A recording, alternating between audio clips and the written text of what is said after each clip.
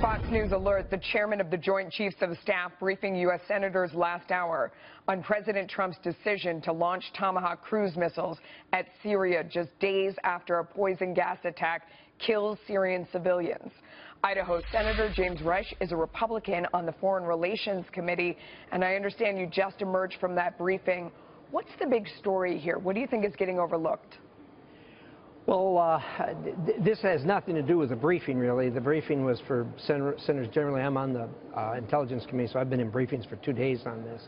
But I think the overlooked story here is the impact of this on an international basis. I deal with these people from both friends and the other side every day, and I can tell you that in North Korea, in Russia, in Iran, right now, today, I suspect there's people sitting around the table recalibrating how they're going to act in the future, because most of them, I don't think we're expecting this. We've gone 8 years without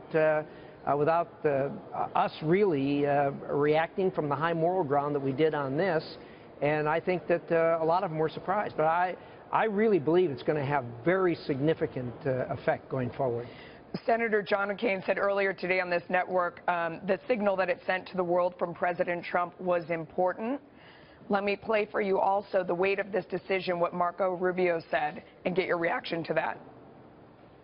We don't have 535 commander-in-chiefs. We have one.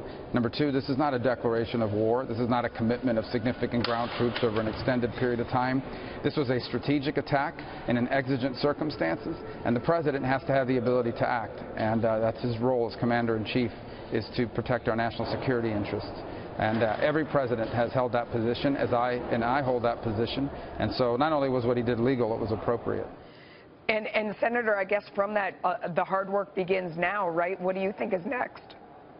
Well, obviously, the next is up to them. I mean, the administration has virtually said, if not directly said, that they're going to change direction on regime change, and that Assad's got to go.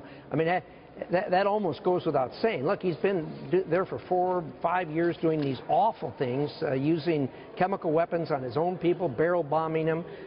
They've tried peace process. Of course, it hasn't worked.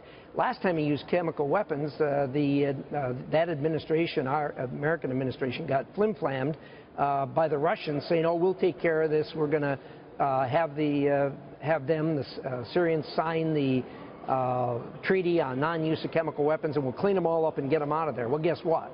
It didn't happen, and here we are with a lot more dead people.